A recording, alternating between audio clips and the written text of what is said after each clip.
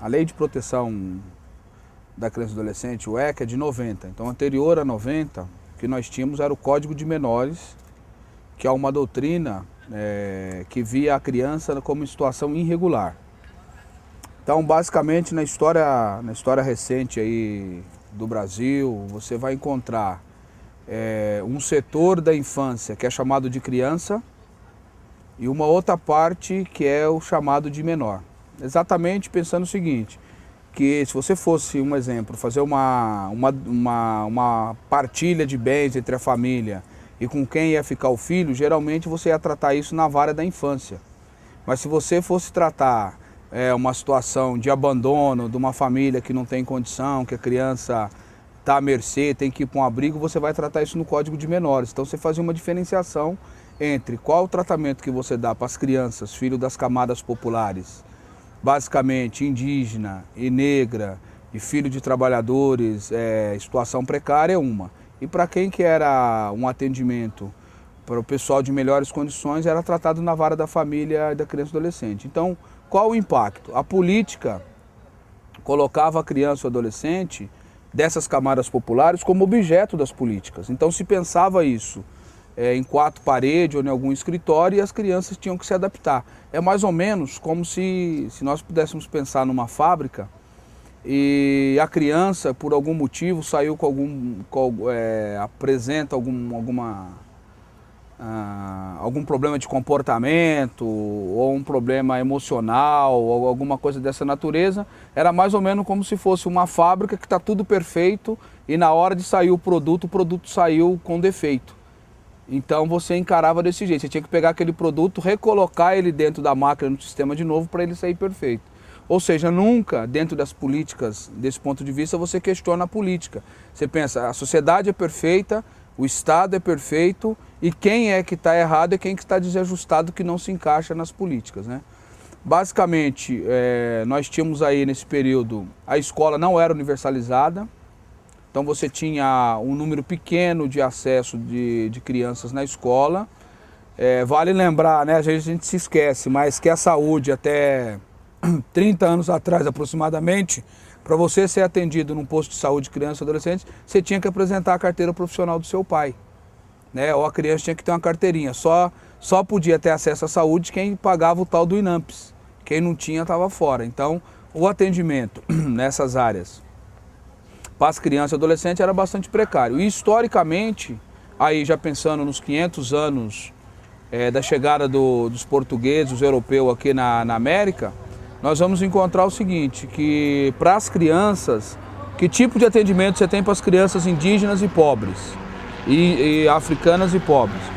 Quem trabalha basicamente é a igreja. Então é a visão de olhar a criança com benevolência, com filantropia, coisa da primeira dama, coisa de caridade, nunca como uma política de Estado. Então é muito recente quando o Estado assume o papel dele de gerenciar e trazer as políticas públicas para a criança e adolescente. Isso é muito novo no nosso país. Aliás, isso é um pouco depois do Brasil ser chamado de Brasil.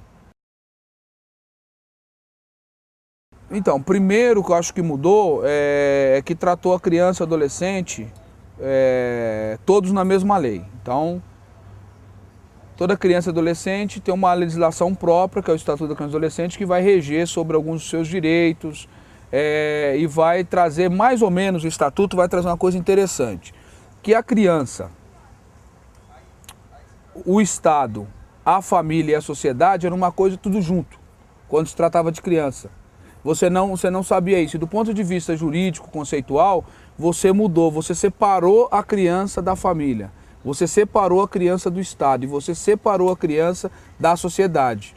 E a estrutura do Estatuto é interessante, que ela vai dizer o seguinte, olha, quando a criança não tem direito à educação, de quem é a responsabilidade? É do Estado. Então, ele vai dizer, para a criança garantir o seu direito, tem que fazer isso, cobrar do Estado. Tá. Se a criança não tem escola, qual que é o papel da família? A família tem que fazer isso. Porque antigamente ficava tudo junto, e mesmo na sociedade. Qual que é o papel da sociedade para garantir, para zelar o direito da criança e adolescente sobre a educação, por exemplo? Então essa separação foi criado toda uma estrutura jurídica que vai dando fundamento para colocar a criança como sujeito de direito. E uma coisa importante também é que fala o seguinte, que a criança e adolescente é sujeito de direito e é prioridade nas políticas públicas. Então você vai encontrar o idoso é sujeito de direito, a mulher é sujeito de direito, o índio é sujeito de direito, o negro é sujeito de direito, a mulher é sujeito de direito, mas com prioridade absoluta só a criança e o adolescente. Então diz o seguinte, em qualquer emergência, inclusive a prioridade na hora orçamentária, esse ainda é um desafio. Isso vai ficar com a próxima pergunta, depois vocês vão editar, né? Mas basicamente esses direitos, então, que estão lá dentro, eles dizem o seguinte, quem que tem que garantir esse direito e se não garantir, como as pessoas devem ser responsabilizadas, as instituições devem ser responsabilizadas. Isso vai trazer uma mudança de paradigma muito grande. Então, dá um exemplo aqui da nossa região.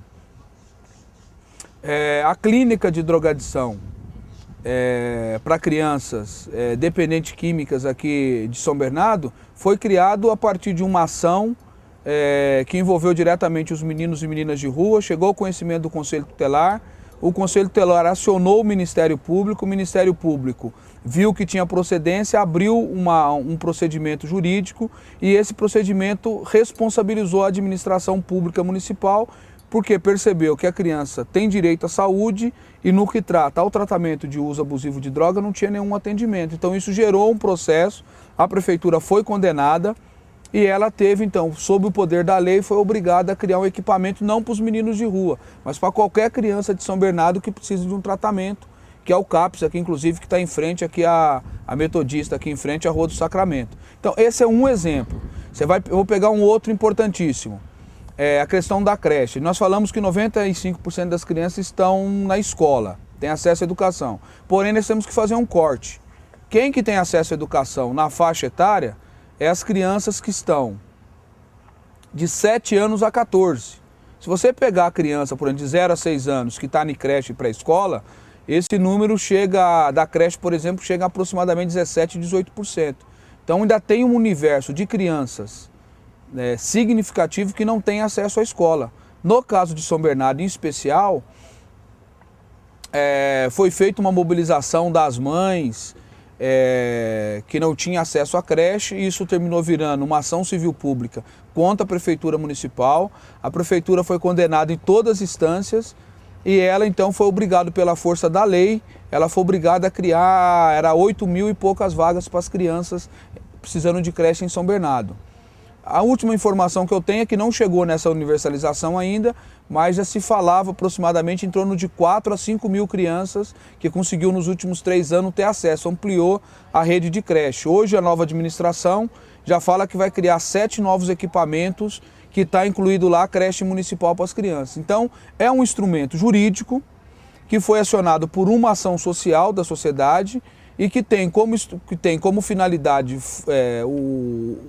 o desenvolvimento dessa ação é política pública. Então ou seja, é um instrumento que nós não tínhamos antes de 90.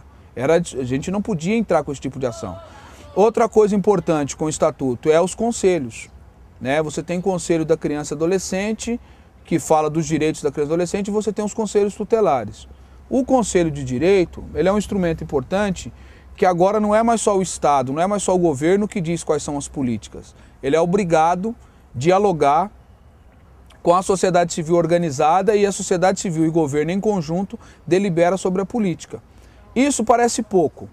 Agora, se nós formos pensar um país que tem uma cultura, uma história de centralismo do poder centralizado, Então, se nós formos pegar, por exemplo, o exemplo de outras democracias, onde que os estados têm autonomia, se for pegar, por exemplo, repúblicas autônomas, como é o caso, por exemplo, de alguns países da Europa, você vai ver que o Estado, a província, Estado, tem autonomia. No nosso caso, não. O Brasil é extremamente centralizado.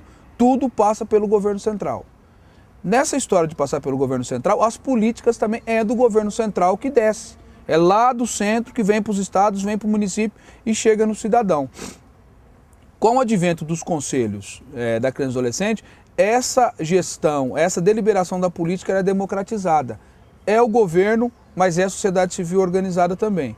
Então, esse exercício da democracia, esse exercício da sociedade de entrar nesses espaços e negociar e se articular é um exercício tanto para nós da sociedade civil, como é um exercício para o Estado, porque o Estado historicamente chegou e mandou e você tinha que fazer. Então esse é um exercício que me parece que a médio prazo, como perspectiva, é a gente criar cada vez mais instrumentos de controle dos políticos e das deliberações das políticas. Isso tende a crescer e colocar o Brasil num outro patamar de políticas públicas, né? E o Conselho Tutelar em especial é o instrumento onde a sociedade civil, o cidadão comum, pode durante um período exercitar o seu direito de garantir, o seu dever de garantir o direito da criança, ele sendo escolhido um conselheiro tutelar. Isso também é interessante porque os juízes são literalmente deuses da área da infância. Então se um cidadão adulto, por exemplo, comete um crime, tem direito a advogado, tem direito ao contraditório, você tem direito a várias coisas no escabouço jurídico. Se você for pensar na criança e adolescente, não. Então se a criança e adolescente, antes do estatuto, não podia ser ouvido. Se pegasse você na rua, se você falasse o que você está fazendo aqui, ela nem perguntava, te levava você para algum lugar. Às vezes você podia estar ali porque você se perdeu, qualquer coisa, você era recolhido das ruas compulsoriamente. Isso tem a ver com a história da escravidão, né, com a questão histórica indígena do nosso país. Mas era assim que funcionava. Então, ou seja, o juiz tem todo o poder, a justiça tem todo o poder, os promotores têm todo o poder. Com o Conselho Tutelar, não. Democratiza também o poder da justiça. São pessoas escolhidas da própria comunidade que vai zelar pelo direito. Ele é alguém, a gente sempre falou assim, os estatutistas, que para nós o PROCON das crianças é o Conselho Tutelar. O PROCON é uma coisa que pegou, mexeu no bolso, a população, a sociedade aciona o PROCON. E exatamente essa luta nossa é que a população brasileira, a sociedade brasileira e as próprias crianças acionem o Conselho Tutelar. Ele é o zelador, é ali que chega a primeira denúncia, é ali que chega quantas crianças estão procurando creche, é ali que chega quantas crianças foram violadas sexualmente, é ali que chega as dificuldades socioeconômicas das famílias. O Conselho Tutelar, na verdade, sistematicamente ele é uma pesquisa itinerante, permanente de informações sobre a infância em qualquer cidade brasileira. Tendo isso, é a base para você pensar em políticas públicas. Então acabou aquele diagnóstico, depois de 2 anos em toda a administração, outro diagnóstico. Você tem, sistematicamente, cada 6 meses, você tem informações de como que está a infância no seu município. Isso ajuda os gestores, ajuda os conselhos a você ver onde está avançando as políticas públicas, onde está tendo que controlar, né? Eu acho que esses são assim, algumas coisas importantes do Estatuto da Criança e Adolescente, mas sem dinheiro não faz nada disso. Eu acho que um avanço que a sociedade está vindo buscar, está aprimorando, é nós garantirmos que... Lá fala também na prioridade da criança e adolescente que uma das prioridades deve ser a questão orçamentária, deve ter prioridade no orçamento. Essa etapa eu acho que a gente ainda não venceu. Ainda o grande montante de recursos, ainda apesar de 25 para a educação, 13 para a saúde, etc., nós vamos encontrar ainda que para as políticas sociais como um todo, para o investimento na área da infância, ainda carece de um orçamento específico direcionado. Ainda o poder político, o poder dos adultos ainda determina significativamente para onde vai os recursos para todas as áreas.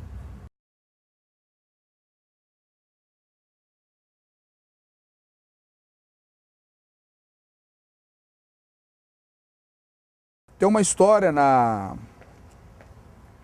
acho que nos anos 40, o governo brasileiro fez contato com os índios do Xingu. Então eles foram lá e buscaram todos os grandes caciques, né? Eles fizeram esse contato, buscaram todos os grandes índios, os principais caciques da região do Xingu, do Mato Grosso, né? E eles trouxeram, aí os índios para conhecer a capital. Vieram para o Rio de Janeiro, conhecer a capital do Brasil. Aí os índios, na simplicidade deles, né, na humildade deles, perguntaram. Eles ficaram loucos, né? Primeiro tiveram contato com água, viu que a água tinha sal, e ficaram todo, né, assustados com aquele mar imenso. Aí ele fez uma pergunta para um dos assessores que estava acompanhando os índios. Falaram assim, como vocês fazem para dar comida para todo mundo? Aí disse que os caras falaram, não, a gente tem um local de abastecimento. Falei, nossa, a gente gostaria de conhecer isso. Então, na humildade do índio, na simplicidade dele, levaram eles lá para conhecer o local de interposto onde chegavam as mercadorias para abastecer a cidade. Aí eles ficaram assim boquiaberto. Aquele monte, não, caixas e caixas de laranja, de beterraba, de cenoura, de mandioca e toda aquela estrutura enorme para abastecer a cidade. De repente, conta essa história que todos os índios largaram os assessores e se reuniram entre eles. E eles ficavam essa tribo indígena, parece que eles têm uma coisa que todos falam, e quando um deles está convencido, esse para. Aí todos os outros vão falando, quando alguns se convencem, até que tem uma harmonia daquilo que está sendo discutido, tem um caminho para ser tomado. Aí disse que um deles parou e falou assim, eu quero que você, por favor, leve nós de volta, queremos ir embora. Aí eles não queriam falar, queremos ir embora, e depois eles foram embora, retornaram para suas casas, e depois foram descobrir o que aconteceu com os índios. Diz que eles estavam então no local do abastecimento, e tinha uma laranja que caiu no chão, e uma criança de rua foi pegar a laranja. Quando pegou a laranja, o cara tomou a laranja e empurrou a criança. Né? Então eles foram embora, e depois ele explicou o seguinte, que para eles não interessava conhecer mais nada daquela sociedade. Porque é uma sociedade que sabe ter um monte, alimentar todo mundo, que tem um monte de casa, que tem água salgada, mas não sabe como tratar uma criança, que eles não tinham interesse em conhecer esse tipo de sociedade. Então acho que esse é um exercício, né? Porque nós estamos falando de fato que o Estatuto da Criança e Adolescente é para todas as crianças, mas a sociedade, a classe média, a elite brasileira ainda acha que o Estatuto é só para pobre. A gente tem uma visão na nossa cultura que o Estatuto é para menino de rua. Então você reduz. Para que é essa lei? E na medida que você reduz, ela não avança.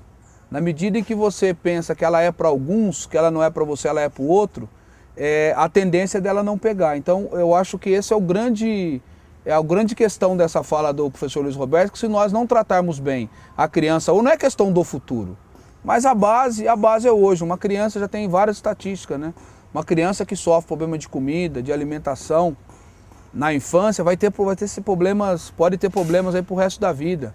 Uma criança que não tem, que o pai e a mãe nos tempos modernos hoje nós, que tem que trabalhar 8, 12 horas por dia, pai e mãe trabalhar, que não tem esse afeto familiar, pode ter complicações emocionais por muitos anos da vida.